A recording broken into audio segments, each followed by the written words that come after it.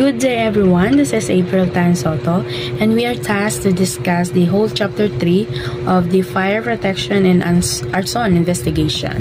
So let's start. So what is fire? So according to Republic Act 9514 of the Fire Code of the Philippines of 2008, fire is the active principle of burning characterized by heat and light of combustion. So kung titignan natin sa history, the ancient Greek believed that fire is one of the 4 basic elements of the universe. So sa iba't ibang kultura naman, fire is considered sacred dahil nagbibigay ito ng life at power. But in reality, fire is not a substance. Hindi siya bagay na pwede mong hawakan.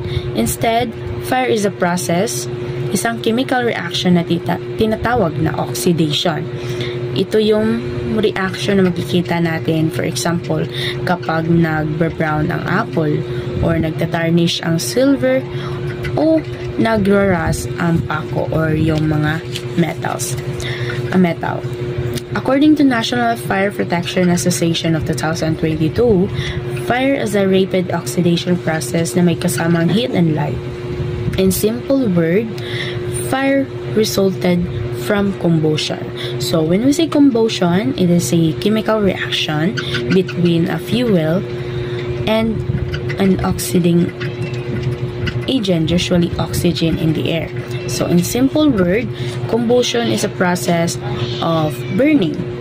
So in order to have combustion, 3 elements must be present, which the fuel, oxygen, and heat. So kung umabot na sa ignition part, doon na nagsisimula ang apoy na may flames. Ang apoy o flame ay binubuo ng carbon dioxide, water vapor, oxygen, at nitrogen. So, fires can cause a lot of harm to people, and some example of these fire hazards are heat, smoke, lack of oxygen, and damage to the environment. So, first is heat. So, this is the most obvious hazard from fire. It is the actual flames. So, these flames can burn a person's skins as well as the eyes and lungs. Then, second is smoke. When a fire burns, smoke is often given off. This smoke can be inhaled and cause serious harms to lungs. And third is lack of oxygen. So oxygen is one of the 3 components needed for fire, as stated earlier in the combustion or napon sa fire triangle. So it is used up quickly. So this means that the fire can burn through the oxygen in a room and leave none for people in the vicinity to breathe. So lastly, the damage to the environment. So fire can cause harm to the environment, of course. As fire burns, it will cause damage to the surrounding buildings or other things in the environment.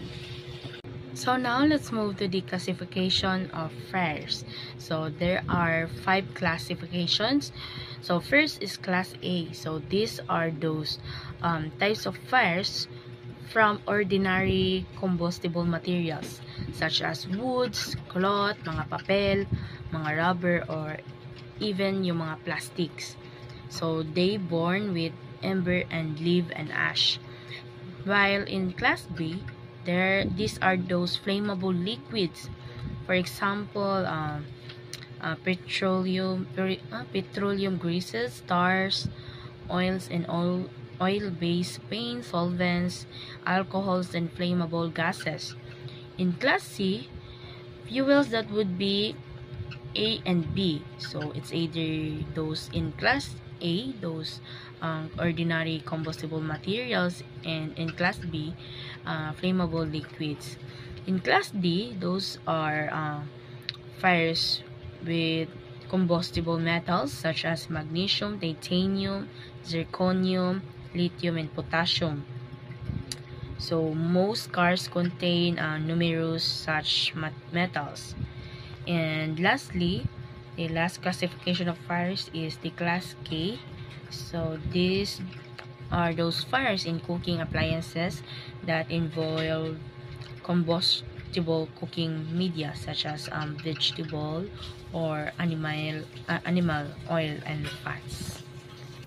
Hello everyone, my name is Jovar and I'll be reporting what is heat and how does fire spread. First is, what is heat? Heat is an energy that is transferred from one body to another as the result of a difference in temperature. If two bodies at different temperatures are brought together, energy is transferred.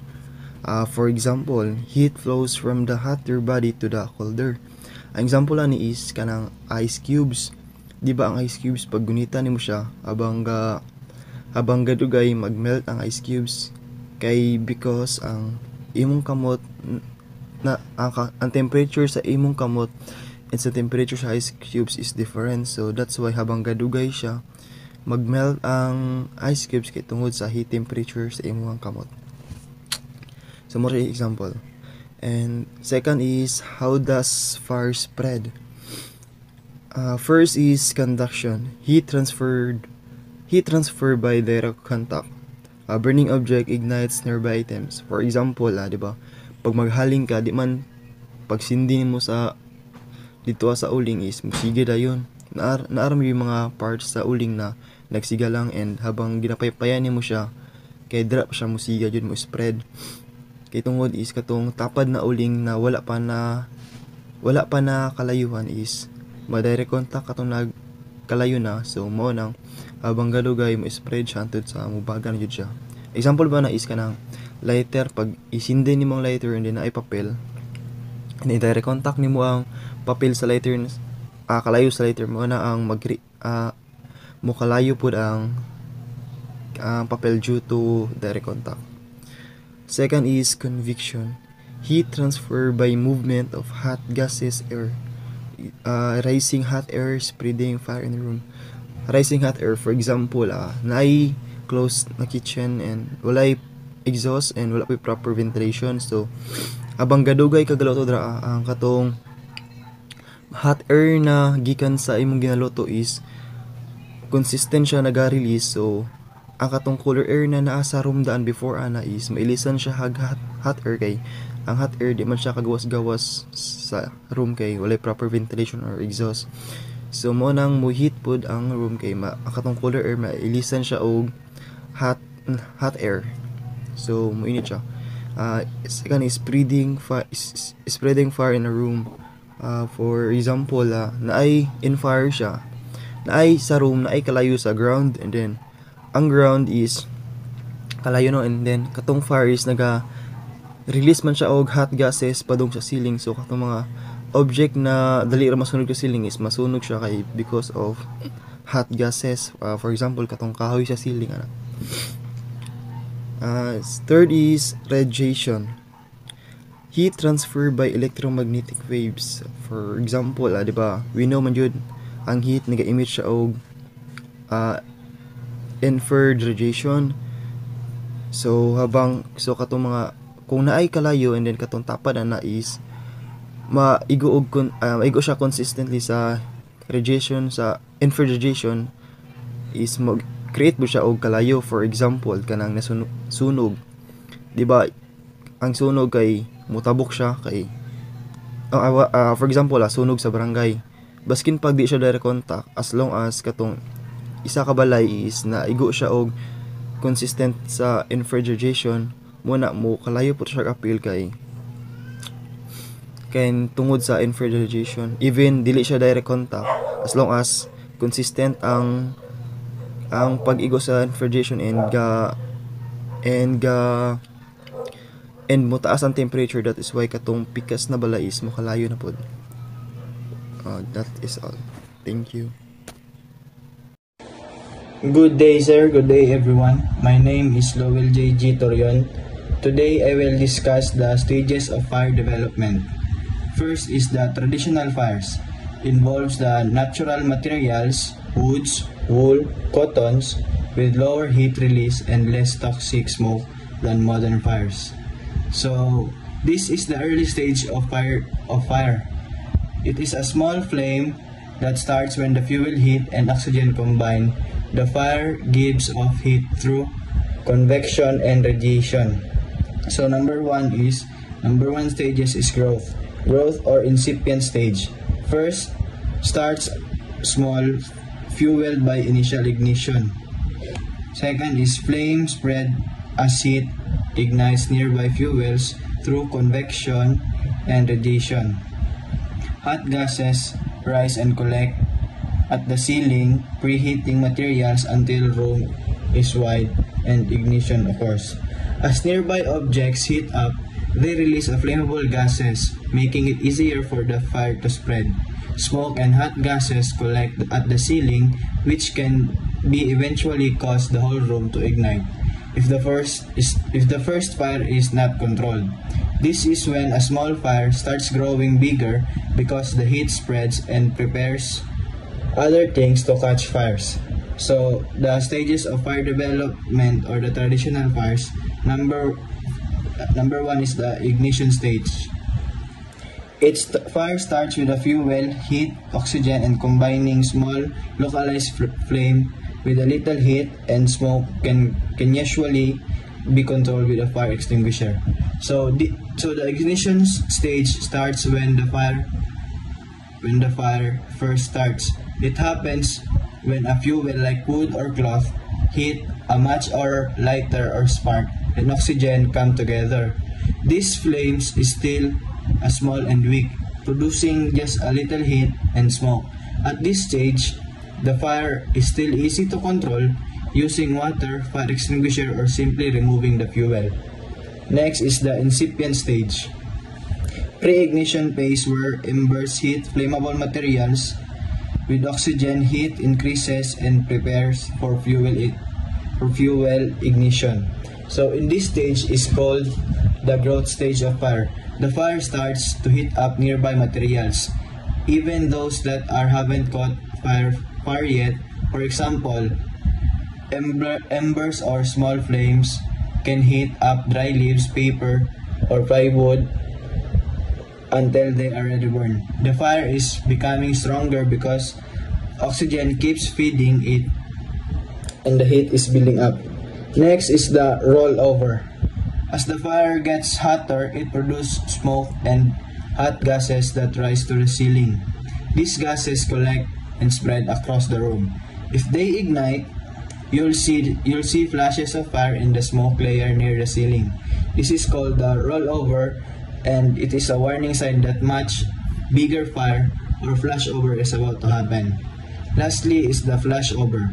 This is the most dangerous stage of fire. The heat becomes so intense that everything in the room, furniture, curtains, wood, or papers burst into flames at all once. The entire room ignites from floor to ceiling, feeding it thick, dark smoke and extreme heat. Flashovers can make the fire spread extremely fast and survival become very difficult. So that's all for my report. The stages of fire development. Thank you. So, fully developed stage or free burning. In a fully developed stage, the entire room and the contents are involved in the fire. This is where all combustible materials present are continuously burning. If no efforts were made to extinguish the fire would continue to burn until the available fuel or oxygen in the room or area was consumed. So, this is the most dangerous phase of a fire and the hottest.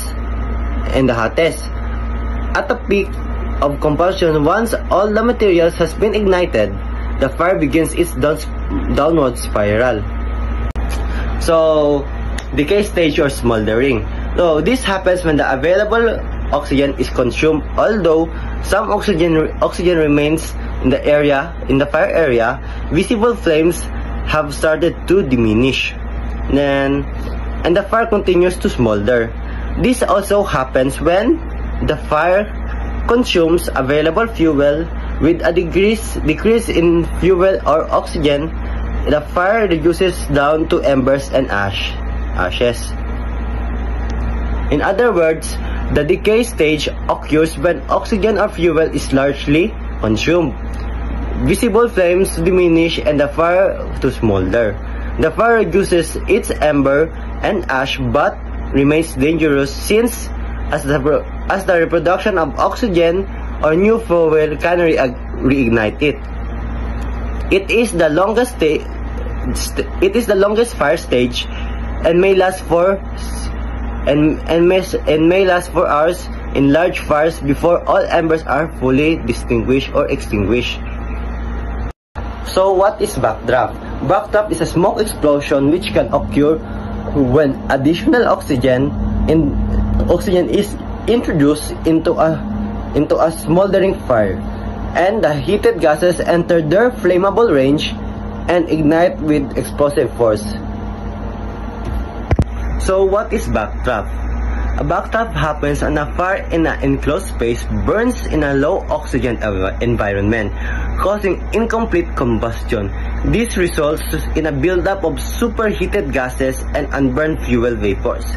When fresh oxygen, usually from a door or window being opened, suddenly enters the space, it can trigger a violent explosion.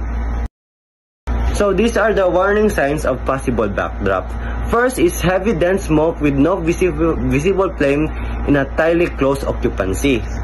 Next is black smoke pushing out around closed doors or window frames. Third is glass stained with smoke condensation and pulsating from the pressure of the fire. And lastly, reversal of air movement pulling smoke back into a building through a doorway. So next is progression of modern content fires. So modern content fires are largely comprised of hydrocarbons and synthetics which rapidly consume the available oxygen in the air as they burn at a greater rate than legacy content fires. Modern content fires are ventilation limited fires due to their higher fuel load. An additional contributing factors is the energy efficient construction of buildings, which limit the amount of available oxygen within the fire area. So in short term, modern fires fueled by hydrocarbons and synthetic materials burn faster and consume oxygen more quickly than legacy fires. Because of higher fuel loads and energy efficient buildings designs, they are often ventilation limited, entering early decay with heavy smoke and variable that heat. Improper and uncoordinated ventilation or window failure can suddenly provide oxygen, causing rapid fire growth, creating a severe risk of civilians and firefighter damage or casualties. Fire alarm levels. Fire alarm level is prescribed boundaries of fire alarm or conflagration situation equated according to the number apparatus coming from one or various fire stations or municipalities having the capability to extinguish fire. According to the Bureau of Fire Protection, the following is the fire alarm level in the Philippines. First, fire out. The fire has been neutralized, like the fire is gone or there is no fire remaining on the specific houses or establishment. Fire is under control, decreasing the fire risk. Third, general alarm. Fire affecting major part of area, it needs 80 fire trucks. Task Force Delta. Fire affecting significant part of area, it needs 36 fire trucks. Fourth, Task Force Charlie. Fire affecting significant part of area, it needs 32 fire trucks. Task Force Bravo. Fire affecting 15 houses, it needs 15 or more than 15 houses, it needs 28 fire trucks. Task Force Alpha. Fire affecting 12 or above 12 houses, it needs 24 fire trucks. The fifth alarm. Fire affecting 10 to 11 houses or high-rise building, it needs 20 fire trucks. Fourth alarm. Fire affecting 8 to 9 houses or high-rise building, it needs 16 fire trucks. Third alarm. Fire affecting 6 to 7 houses or high-rise building, it needs 12 fire trucks. Second alarm, fire affecting 4 to 5 houses, it needs 8 fire trucks. First alarm, fire affecting 2 to 3 houses, it needs 4 fire trucks. Fires in the Philippines are classified under alarm level systems implemented by the Bureau of Fire Protection, BFP, under the Department of Interior and Local Government, DILG. The decision on which alarm level to call during a fire initially depends on the assessment of the fire ground commander, an officer under BFP who heads or leads the substation which has jurisdiction over the area damaged by the fire.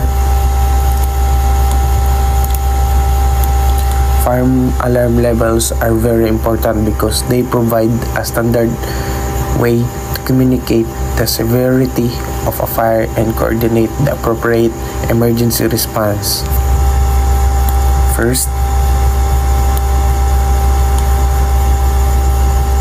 proper alarm levels ensure enough personnel and equipment are on scene to control the fire safely, reducing risk to firefighters and civilians. Insufficient response can lead to dangerous conditions and increased casualties.